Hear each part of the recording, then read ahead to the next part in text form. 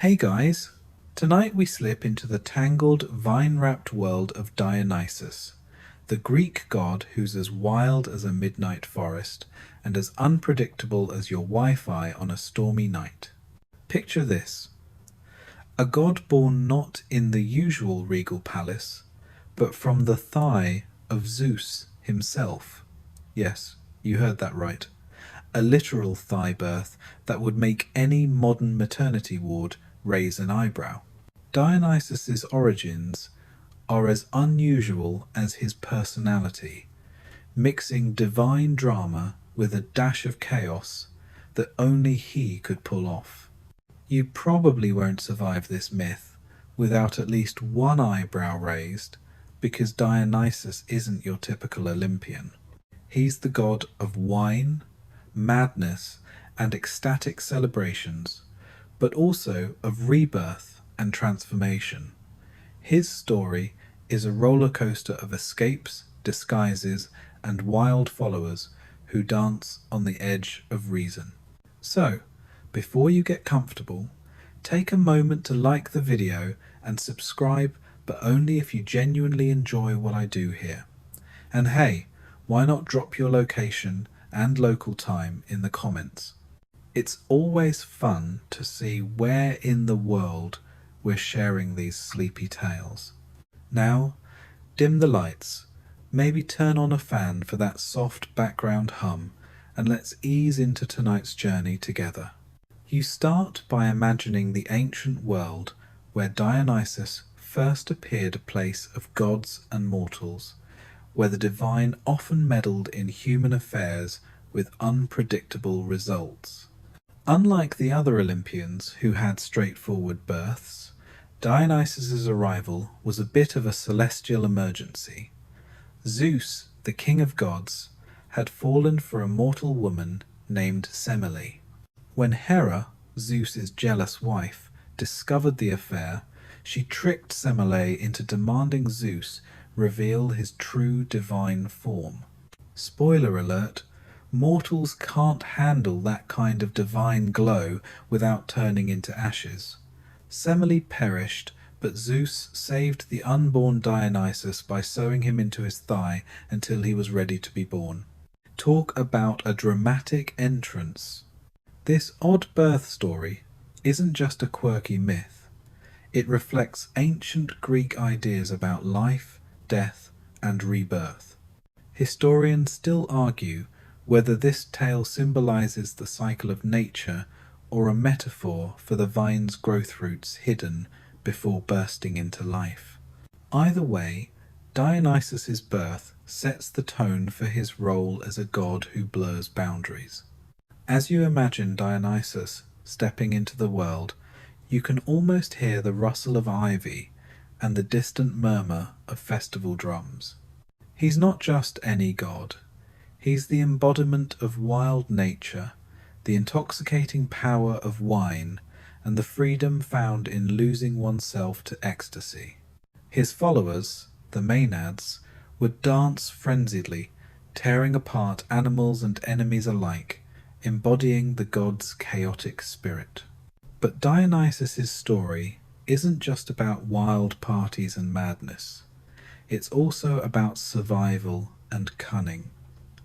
After his birth, he faced threats from Hera and other enemies who wanted to snuff out this unusual god.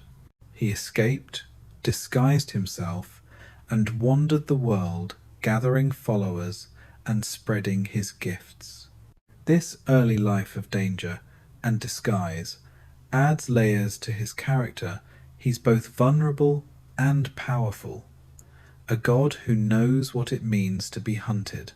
Interestingly, some fringe scholars suggest Dionysus's birth story might have roots in ancient shamanistic practices, where death and rebirth were central themes in initiation rites. Whether or not that's true, it adds a mysterious aura to his myth. So, as you settle in, picture Dionysus not just as a party god, but as a figure born from tragedy and transformation, carrying the wildness of nature and the promise of renewal. His story invites you to embrace the unpredictable, to find joy in chaos, and maybe to pour yourself a little wine responsibly, of course. You trudge deeper into Dionysus's early life, a time that's less about wine-soaked revelry and more about narrow escapes and clever disguises. After that dramatic birth from Zeus's thigh, Dionysus's childhood reads like a mythological spy thriller full of danger, secret hideouts, and a cast of unlikely allies. Imagine yourself as a young god, on the run, constantly looking over your shoulder for Hera's wrath, which, spoiler alert, is relentless. The story goes that as a baby, Dionysus was spirited away to the remote and mysterious Mount Nysa, a place so secret that even the ancient Greeks weren't quite sure where it was, said it was in India, others in Egypt, or somewhere deep in the Mediterranean. This geographical confusion is one of those quirky historical tidbits that historians still argue about. Was Mount Nysa a real place, or just a symbolic nowhere where the god could grow safely? Either way, it's a perfect hideout for a god whose enemies are hunting him down. You can almost feel the cool mountain air and hear the buzzing of Bisa subtle hint at the story to Kumis. Dionysus grows up under the care of nymphs and satyrs, those half-goat, half-human woodland creatures who are as mischievous as they are loyal. These companions taught him the secrets of the wild, from the healing properties of plants to the rhythms of nature's cycles. It's like a crash course in ancient wilderness survival, but with a divine twist. One of the more surprising parts of his youth is how Dionysus learned to charm mortals and immortals alike. His charisma was so potent that he could turn enemies into friends or at least distract them long enough to escape. There's a fringe theory that Dionysus's ability to inspire madness and ecstasy was actually an early metaphor for altered states of consciousness, something shamans and mystics have explored for millennia. Whether that's true or not, it adds a layer of depth to his persona, beyond just being the life of the party. During this time, Dionysus also began to develop his signature gifts wine, and the vinebut, also the art of transformation. He could change shapes, appear and disappear at will, and even bring the dead back to life in some versions of the myth. This magical toolkit made him a formidable figure, but also one who straddled the line between chaos and order. You might chuckle, imagining a god constantly on the move, playing hide and seek with divine enemies, all while trying to figure out how to introduce wine to a skeptical mortal world. But this restless energy is what makes Dionysus so fascinating. He's not content to sit on Mount Olympus sipping ambrosia. He's out there mixing with mortals, teaching them new ways to enjoy life, and sometimes to lose control. Historians still argue whether Dionysus's early wanderings reflect real ancient cult practices or are purely mythological inventions. Some suggest that his story encodes the spread of viticulture and ecstatic rituals from the Near East into Greece, while others see it as a symbolic journey of personal transformation. So, as you drift further into this tale, picture Dionysus as a young god learning to navigate a hostile world, gathering knowledge and followers, and preparing to gift humanity with both delight and disorder. It's a childhood that's anything but boring, unless you count narrowly escaping death as just another Tuesday. You find yourself stepping into the heart of Dionysus's most famous gift to humanity, wine. But this isn't just about grape juice gone wild. It's about a cultural revolution that changed ancient Greece and, honestly, the world. Imagine the first time a mortal cracked open a fermented grape and felt that warm, dizzy buzz spread through their limbs. Dionysus didn't just hand over a drink, he unleashed a whole new way to experience life, from ecstatic celebrations to sacred rituals. Wine was more than a party starter in ancient Greece. It was a symbol of civilization itself, a bridge between the mortal and divine.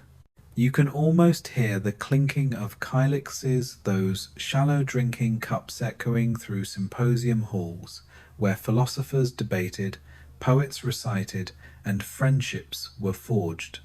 Dionysus was the god who made all this possible, turning the humble grapevine into a sacred plant, a source of joy and madness alike. Here's a mainstream historical fact to savour.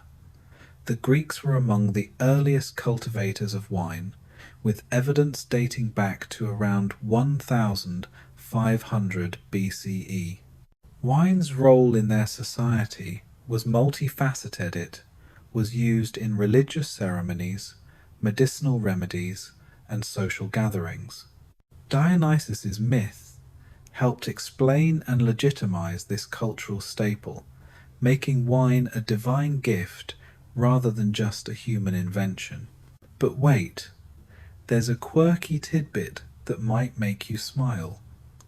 Some ancient Greek pottery shows Dionysus riding a leopard or panther, animals known for their wildness and unpredictability, kind of like the effect of wine itself. Imagine trying to explain that to your modern barista. Yes, I'll have a latte. Hold the panther. Historians still argue whether Dionysus's association with wine was an original Greek concept or borrowed from older Near Eastern deities. Some scholars suggest that the god's vine-related myths reflect the spread of viticulture from regions like Anatolia and Phoenicia into Greece, blending foreign traditions with local beliefs. As you sip this story slowly, consider how Dionysus's gift was double-edged. Wine brought joy and community, but also chaos and loss of control. The god's festivals, like the famous Dionysia, were wild affairs where normal rules were suspended. Drunkenness could lead to divine inspiration or dangerous madness, a balance that Dionysus embodied perfectly. You might chuckle imagining ancient Greeks trying to keep their cool at these parties, knowing full well that Dionysus was lurking in the shadows, ready to tip the scales toward frenzy. It's like the original "don't drink and drive" caution wrapped in myth. So, as you relax into this tale, picture Dionysus as both a generous host and a trickster, offering mortals the gift of wine with one hand and the risk of madness with the other. It's a story that reminds you to enjoy life's pleasures, but maybe not all at once. You might be wondering how Dionysus, the god of wine and wild parties, ended up teaching mortals the quiet, patient art of beekeeping. It's a twist that feels like swapping a rock concert for a meditation retreat, but stick with maids, surprisingly fitting. This lesser-known legend reveals a different side of Dionysus, one that's about nurturing, sweetness, and the delicate balance of nature. The story goes that after spreading the vine and wine, Dionysus turned his attention to bees, those tiny buzzing workers who transform flowers into golden honey. According to some ancient sources, he taught mortals how to care for bees, harvest honey, and use it for food, medicine, and ritual.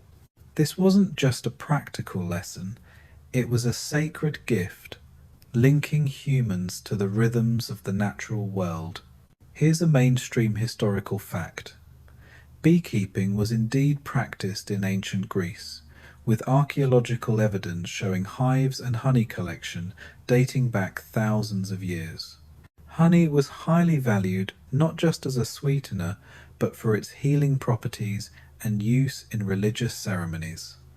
So, the myth of Dionysus teaching beekeeping fits neatly into the historical record. But here's a quirky tidbit to sweeten the tale.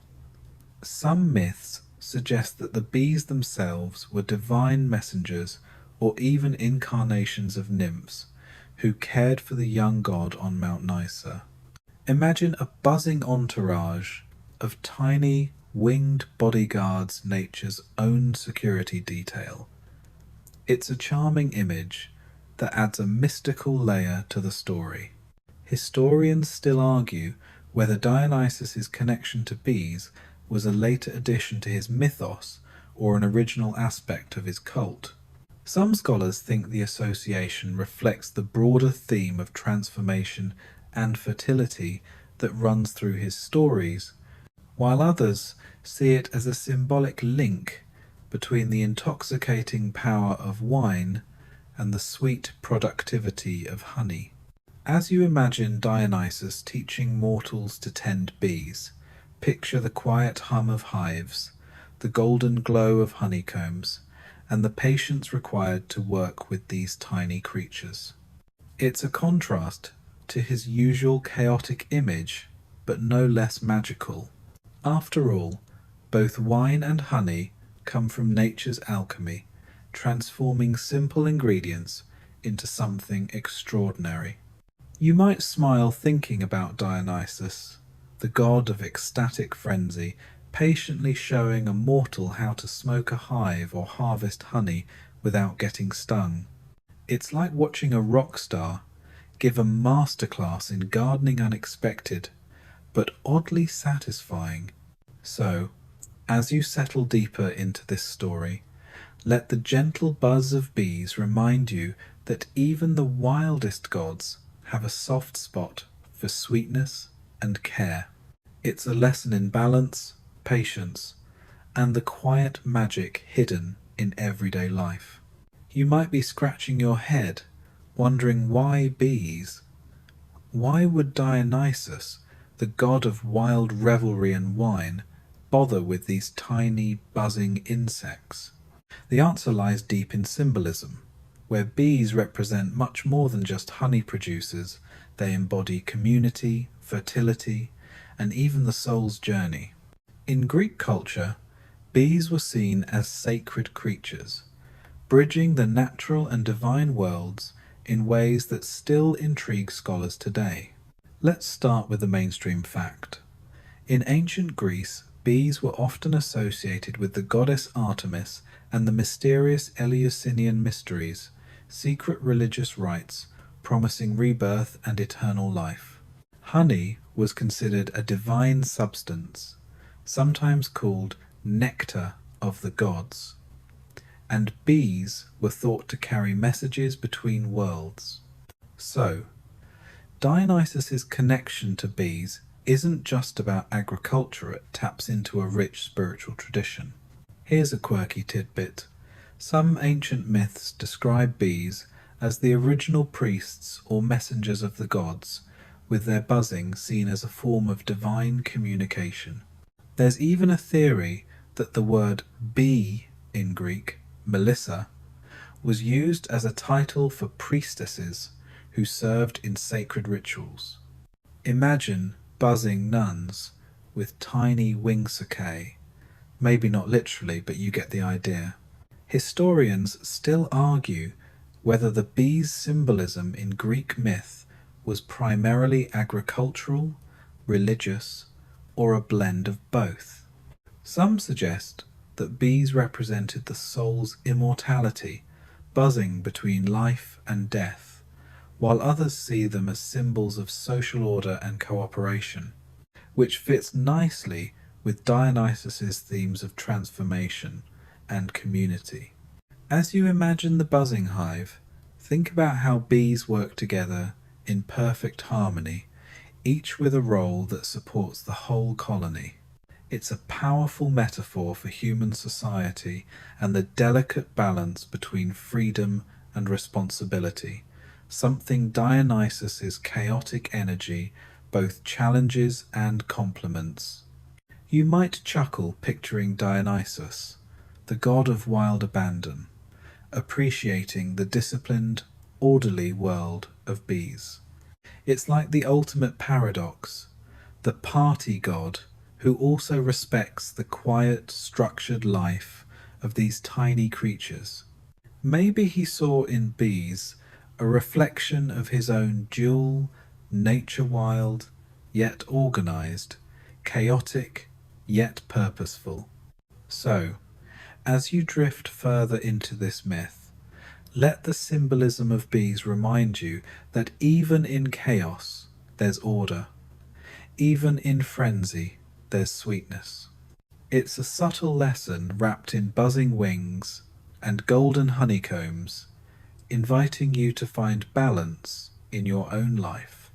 You step closer now to the practical side of Dionysus's beekeeping lesson, imagining the tools and methods ancient Greeks might have used to tend their buzzing colonies. Beekeeping back then wasn't the high-tech operation it is today. It was a hands-on, patient craft, blending observation, tradition, and a bit of trial and error. Picture yourself as an ancient beekeeper wrapped in simple linen, smoke in hand, approaching a hive that's more a clay pot or woven basket than the wooden boxes modern apiarists use. A mainstream historical fact: archaeological finds in Greece and surrounding regions reveal that early beekeepers used hollowed logs or ceramic vessels as hives. These skeps were the precursors to modern hives, designed to protect the colony while allowing honey collection. The process was delicate too much disturbance, and the bees would swarm or abandon the hive, which was a costly loss. Here's a quirky tidbit. Some ancient beekeepers reportedly used smoke made from burning herbs like thyme or rosemary to calm the bees. It's like a spa day for insects, but with a smoky twist. The smoke masks the alarm pheromones bees release when threatened, making them less aggressive. You can almost imagine the beekeeper whispering, "Easy little buzzers, no need to sting the guy with the honey pot." Historians still argue whether the Greeks developed these beekeeping techniques independently or borrowed them from older civilizations like the Egyptians or Mesopotamians. Some evidence suggests a fascinating cultural exchange, with beekeeping knowledge travelling along trade routes, much like the wine Dionysus famously introduced. As you picture the scene, imagine the sweet, earthy smell of beeswax and honeycomb mingling with the smoky herbs. The beekeeper's hands move carefully, lifting honey-laden combs while avoiding angry stings. It's a dance of respect and understanding between human and insect, a quiet partnership that requires patience and knowledge. You might smile, thinking about how this careful craft contrasts with Dionysus's usual image as the god of wild parties and chaos. Yet, both wine and honey come from natural processes that need nurturing and timing. It's a reminder that even the most ecstatic celebrations have roots in quiet, steady work. So as you settle into this buzzing world, let the ancient tools and methods remind you that sometimes the sweetest rewards come from patience and career lesson from Dionysus. That's as relevant today as it was thousands of years ago. You taste the lingering sweetness of honey as you delve into its role in ancient Greek society, where it was far more than just a sugary treat. Honey was a staple of daily life, medicine and sacred ritualen, all-purpose golden elixir that bridged the gap between the mundane and the divine. Imagine the sticky fingers of children, the careful hands of healers, and the reverent priests offering honey to the gods, each drop carrying layers of meaning. A mainstream historical fact: honey was one of the few natural sweeteners available to the Greeks, used not only in food, but also in cosmetics, embalming, and medicine. Ancient physicians like Hippocrates praised honey for its antibacterial properties, recommending it for wounds and digestive issues. It was the original antibiotic long before the term existed. Here's a quirky tidbit. Honey was sometimes used as a preservative for fruits and even meat, slowing decay in a way that must have seemed almost magical. You might chuckle imagining a Greek cook proudly presenting honey-coated leftovers, baffling their guests with this sweet preservation trick. Historians still argue whether honey's sacred status was primarily due to its practical uses or its symbolic associations with purity, immortality, and the soul. Some suggest that honey's role in religious ceremonies, like offerings to the gods or in funeral rites, reflects a belief in its power to connect the living and the dead. As you imagine the scent of beeswax candles flickering in temple halls and the taste of honeyed wine at festive banquets, you begin to see how deeply honey was woven into the fabric of Greek life.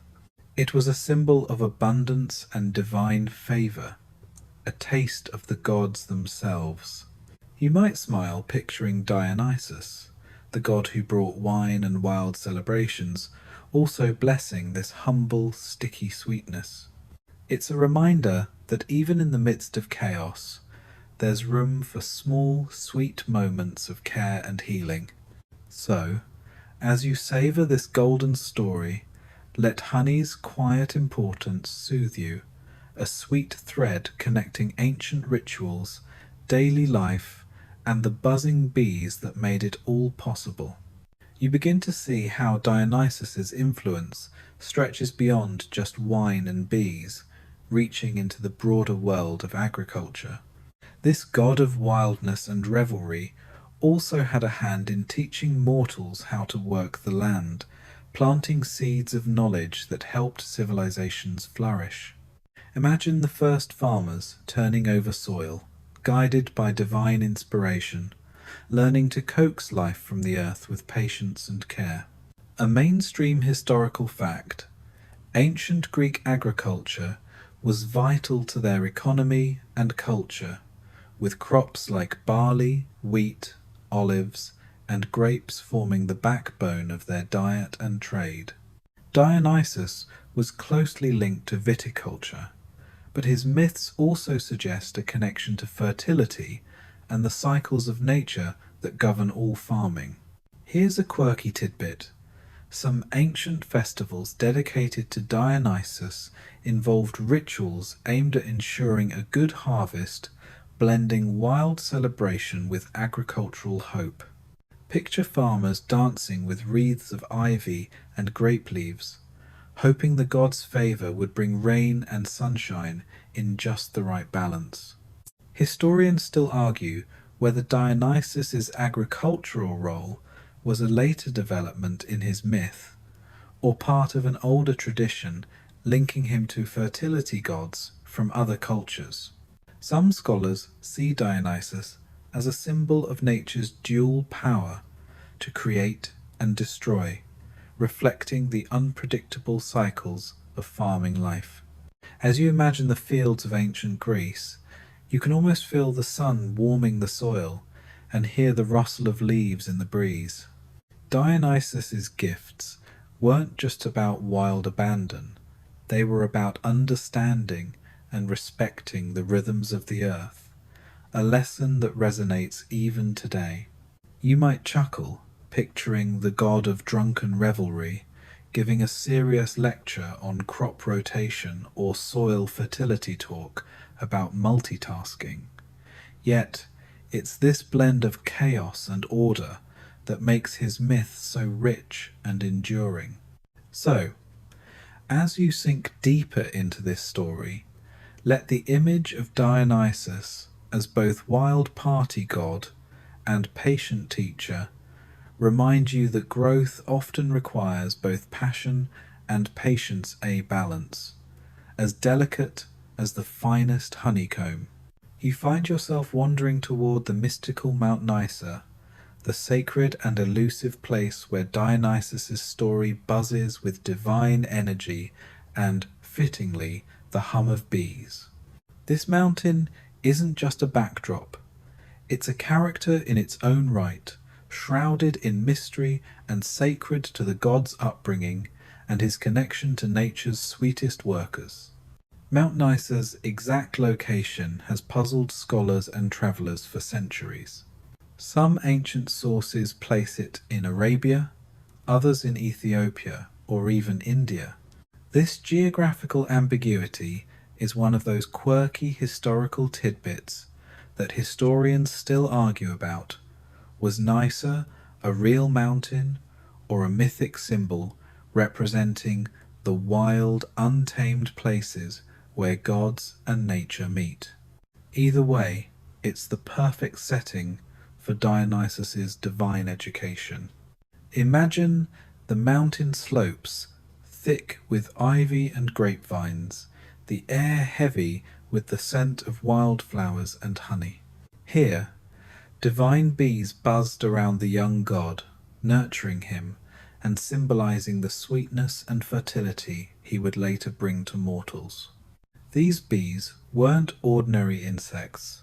They were sacred creatures, messengers of the gods, and caretakers of divine secrets. The legend says that nymphs, those enchanting nature spirits, tended both Dionysus and the bees, weaving a close-knit community of life and magic. This intertwining of God, nature, and insect life creates a vivid picture of harmony and transformation, a theme that runs deep in Dionysus's mythos.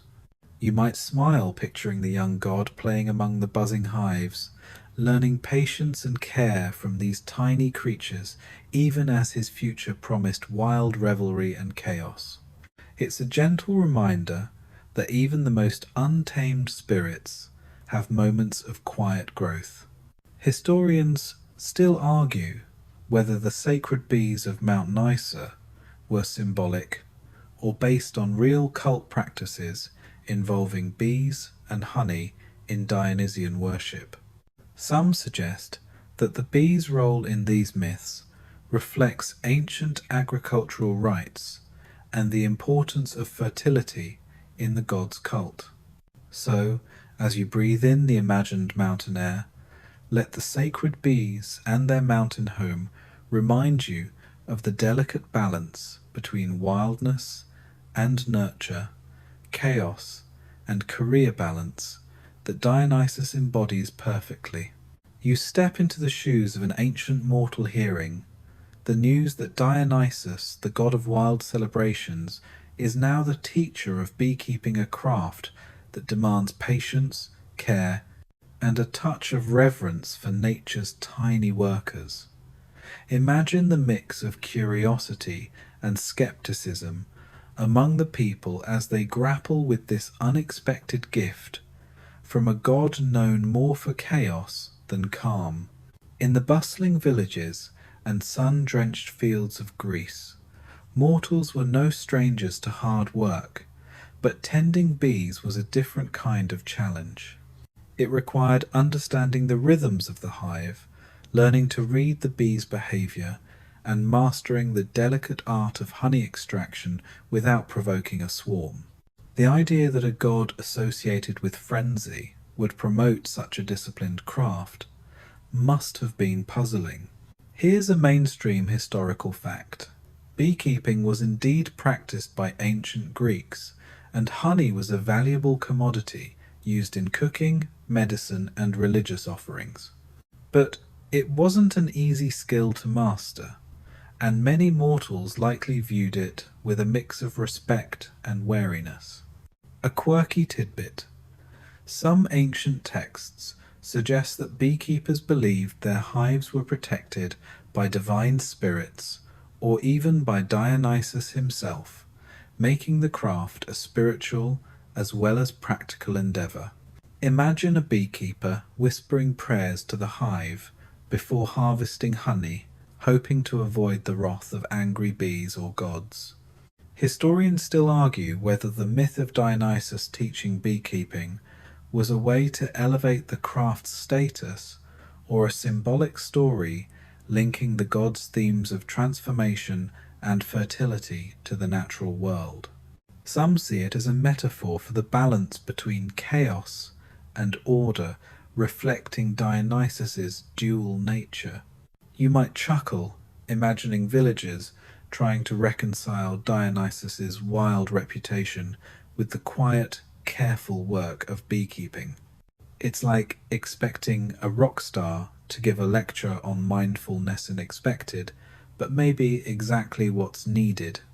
So, as you settle into this part of the tale, let the mortal's mixed reactions remind you that every new gift, even from a wild god, requires patience, respect, and a willingness to learn a lesson as sweet as honey itself.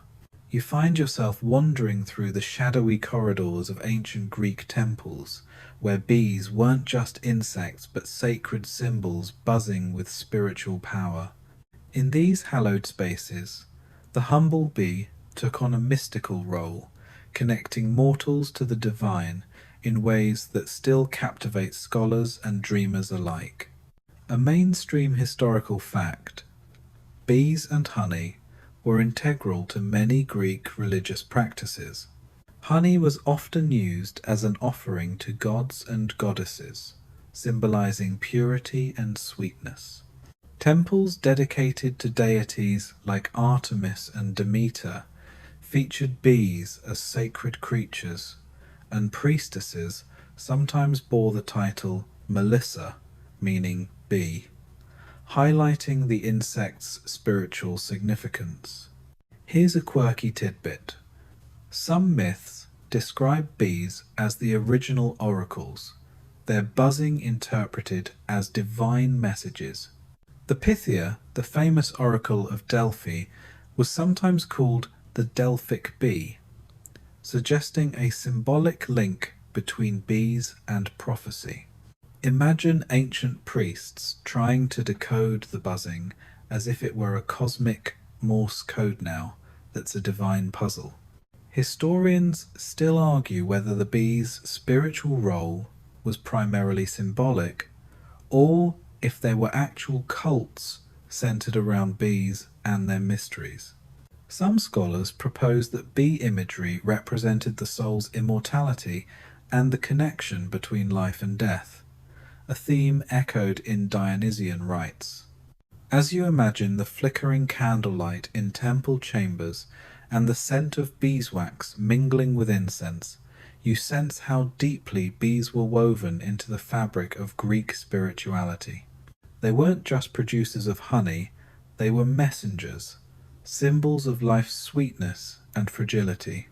You might smile picturing a priestess named Melissa, draped in honey-gold robes, listening intently to the buzz of her sacred bees, trying to catch a glimpse of the god's will. It's a reminder that even the smallest creatures can hold the biggest mysteries.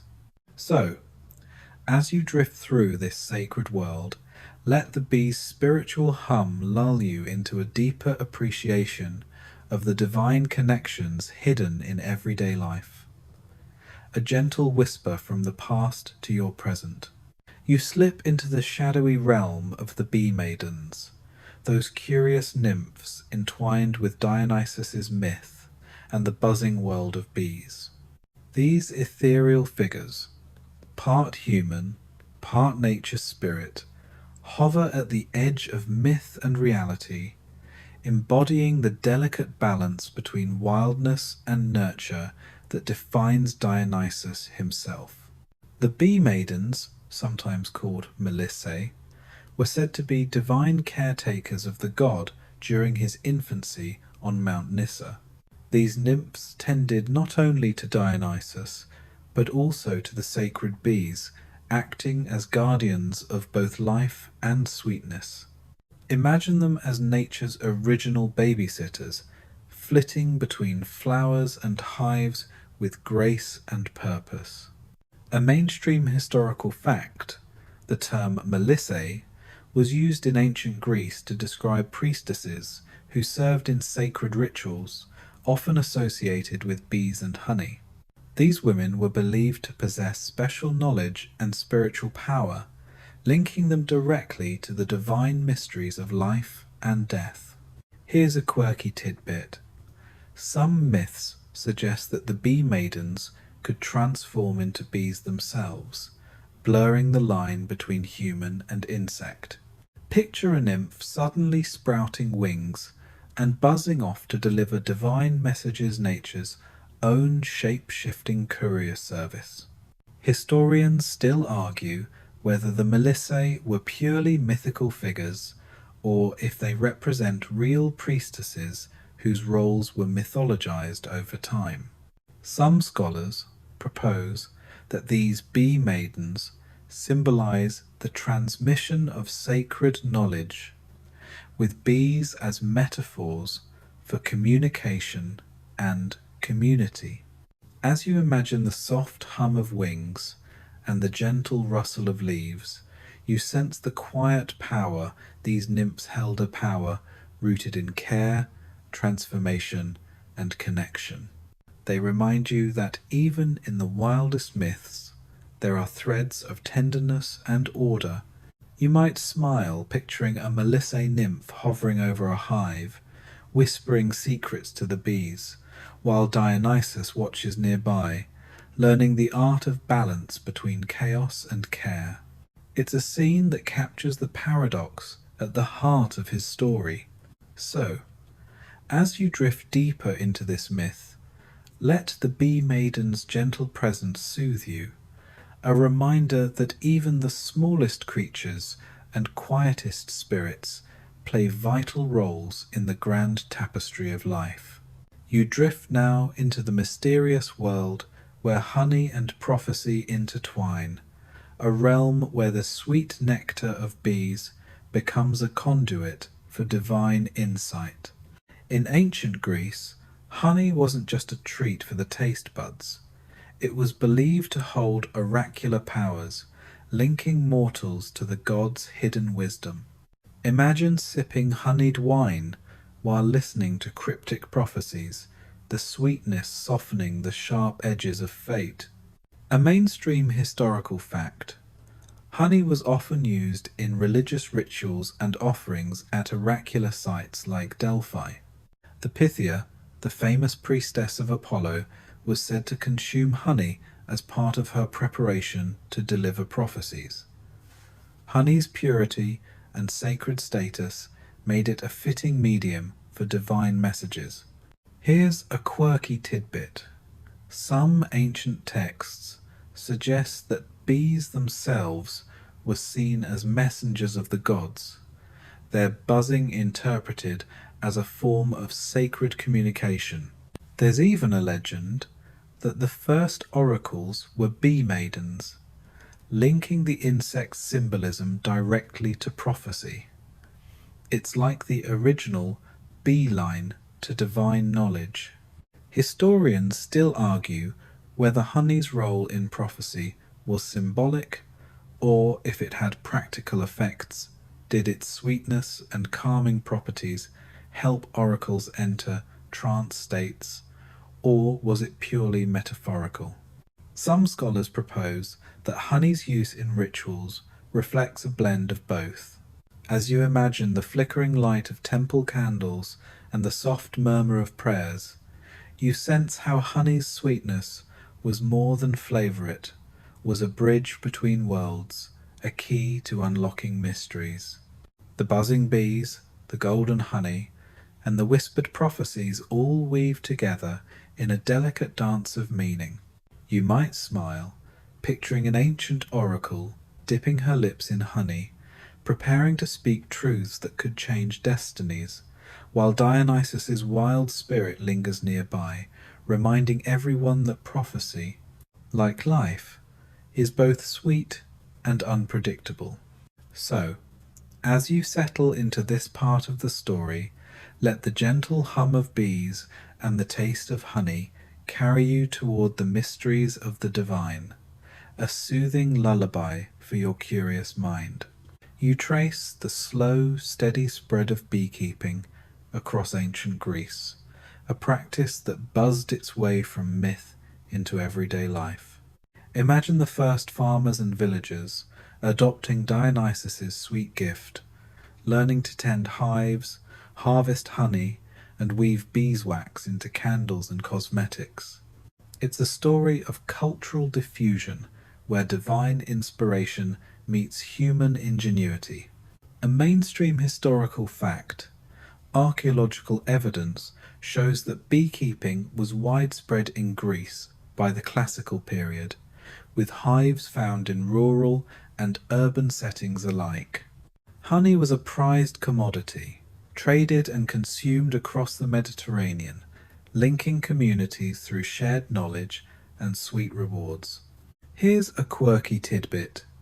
Some ancient texts describe beekeeping as a secret art, passed down through generations and guarded like a precious treasure.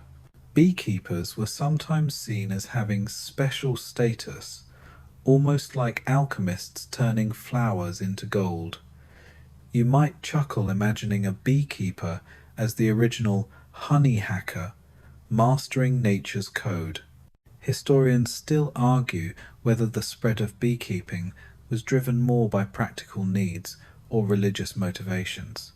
Some suggest that Dionysian cults promoted beekeeping as part of their rituals, while others see it as a natural extension of agricultural development. As you picture villages dotted with hives, the hum of bees blending with the rhythms of daily life, you sense how this craft connected people to the land and to each other. Beekeeping wasn't just about honey, it was about community, cooperation, and respect for nature's cycles. You might smile picturing a farmer explaining the mysteries of hive management to a curious neighbour, both under the watchful eye of Dionysus's ivy-covered statue nearby. It's a scene of quiet reverence amid the god's usual wild reputation. So, as you settle deeper into this buzzing world, let the spread of beekeeping remind you that even the smallest gifts can grow into lasting traditions, sweetening the fabric of human life across generations. You settle into the scholarly debates swirling around Dionysus's true role in agriculture, a topic that has kept historians and mythologists buzzing for centuries. Was he primarily a god of wild revelry who later absorbed agricultural traits, or did his origins lie deep in fertility and farming traditions? This question isn't just academic, it shapes how we understand the god's complex identity and his place in ancient Greek culture. A mainstream historical fact. Dionysus's festivals, like the Dionysia, were deeply tied to agricultural cycles, celebrating the grape harvest and the promise of fertility. Yet, unlike other fertility gods, Dionysus's myths are laced with themes of chaos, transformation, and even death and rebirth, making his agricultural role less straightforward. Here's a quirky tidbit. Some fringe scholars propose that Dionysus's agricultural aspects may have been influenced by Near Eastern deities, blending foreign fertility cults with Greek traditions. This syncretism might explain the god's unusual mix of wildness and cultivation. Historians still argue whether Dionysus's association with agriculture was original or a later addition to his mythos. Some suggest that his dual nature reflects the unpredictable forces of nature itself, both nurturing and destructive captured in one divine figure. As you imagine ancient farmers invoking Dionysus for a bountiful harvest while also fearing his chaotic power, you sense the tension between order and disorder that defines much of Greek religion. Dionysus embodies this balance, reminding mortals that life cycles are never purely predictable. You might chuckle picturing a farmer nervously toasting Dionysus. Here's to good grapes and no wild parties in the vineyard. It's a delicate relationship between reverence and caution. So, as you drift through these debates, let the scholarly buzz remind you that myths are living stories shaped by culture, history, and human imagination, just like the bees that keep buzzing through Dionysus's tale. You dive into the fringe theories that swarm around the symbolism of bees in Greek mythology, a buzzing hive of ideas that range from the poetic to the downright peculiar. While mainstream scholars focus on bees as symbols of fertility and community, some alternative interpretations suggest bees represent secret knowledge, spiritual transformation, or even ancient technology disguised in myth. A mainstream historical fact, bees were widely recognized in Greek culture as symbols of industry, cooperation, and the soul's immortality. Their role in myths often connected them to divine messengers and sacred rituals, reinforcing their spiritual importance. Here's a quirky tidbit. One fringe theory posits that bees were ancient symbols of a lost civilization's advanced technology, with honey representing preserved knowledge or energy. Imagine bees as tiny carriers of secret codes, a prehistoric USB drive buzzing through the ages. It's a wild idea, but it shows how myths can inspire all kinds of imaginative interpretations. Historians still argue whether such fringe theories hold any weight or are simply modern flights of fancy. Some scholars caution against reading too much into symbolic layers, while others embrace the mystery as part of myth's enduring power. As you imagine these buzzing theories, you realize that bees in Greek myth are more than just insects. They're a canvas for human curiosity, embodying everything from the practical to the mystical. You might smile, picturing a group of ancient philosophers debating whether bees were divine messengers or secret agents of forgotten knowledge, all while sipping honeyed wine, of course. So, as you settle into this buzzing hive of ideas, let the strange and wonderful theories remind you that myths are living stories, always open to new interpretations and endless wonder. You follow the sweet trail of Dionysus's bee lessons as they echo through time, buzzing into later cultures beyond ancient Greece. From Roman adaptations to medieval beekeeping traditions, the legacy of this god's gift shows how myths can shape practical knowledge and cultural values across centuries. Imagine the slow, steady hum of beekeepers tending hives through the ages, guided by stories as much as by experience. A mainstream historical fact: the Romans adopted much of Greek mythology, including Dionysus's counterpart, Bacchus, and integrated beekeeping into their agricultural practices. Honey remained a prized commodity used in cooking, medicine, and religious rites throughout the Roman Empire. Here's a quirky tidbit. During the Middle Ages, beekeeping became associated with monastic life, where monks kept hives for honey and beeswax. Some medieval texts even linked bees to spiritual purity and the soul's resurrection, echoing ancient Greek symbolism. Picture a monk in a quiet monastery, tending bees with the same reverence Dionysus's followers might have shown centuries earlier. Historians still argue how much of Dionysus's original myth influenced these later traditions versus independent developments. Some see a continuous thread of bee symbolism connecting ancient and medieval cultures, while others view it as coincidental convergence. As you imagine the passage of time, you sense how the buzzing of bees became a timeless symbol of life, community, and sacred sweetness, transcending cultural boundaries. You might smile picturing a Roman farmer raising a toast to Bacchus and his bees, or a medieval monk humming a hymn while checking on his hive's different times, same reverence. So, as you drift through history, let the enduring legacy of Dionysus's bee lessons remind you that some gifts, like honey itself, only get sweeter with age. You connect the ancient myths to the buzzing world of modern beekeeping, where Dionysus's legacy still hums beneath the surface.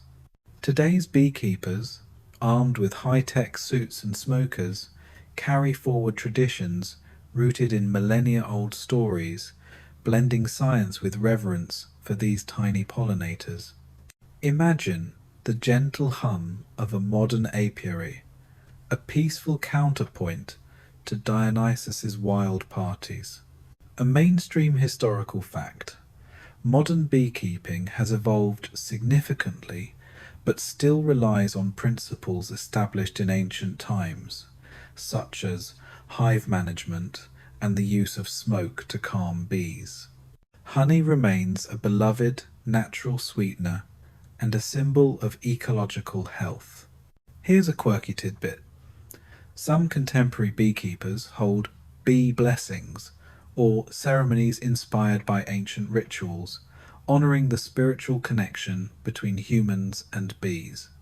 It's like a modern-day nod to Dionysus's sacred bees, blending myth with mindfulness.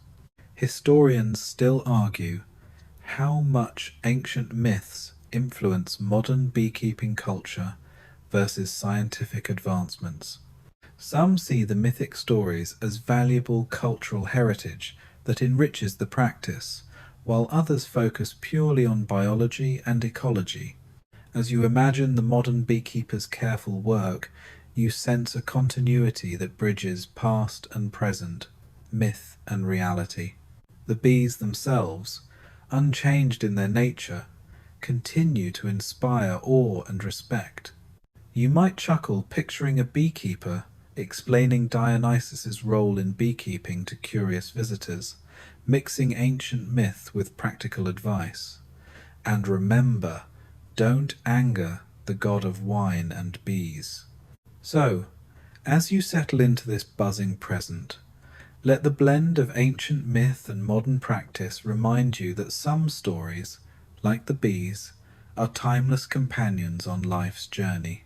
You drift gently toward the quiet close of Dionysus's story, the wild god's lessons softened into a lullaby for your restless mind. After all the buzzing bees, golden honey, and tangled myths, there's a gentle wisdom tucked beneath the chaos, a reminder that even the most unpredictable forces carry quiet gifts for those willing to listen. Imagine the fading light of a Greek sunset, the air thick with the scent of ivy and ripe grapes, as the hum of bees settles into a soothing murmur. Dionysus's world, once wild and untamed, now feels like a delicate balance between frenzy and calm, between transformation and rest. It's a place where the sweetness of honey and the intoxication of wine mingle in harmony, inviting you to let go and drift. Historians still debate the full meaning of Dionysus's myths, But perhaps the most enduring truth is this: life is a dance of opposites, and within chaos lies the seed of renewal. The bees remind you of community and patience. The god himself embodies freedom and transformation. Together, they teach you to embrace the unpredictable with a gentle heart.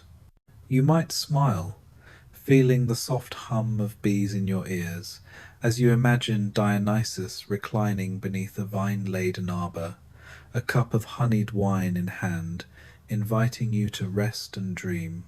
It's a quiet invitation to find sweetness in the everyday and magic in the mundane. So, as you let your eyelids grow heavy and your breath slow, carry this gentle lesson with you. Even the wildest stories can lull you to peace, and every buzzing bee carries a whisper of calm.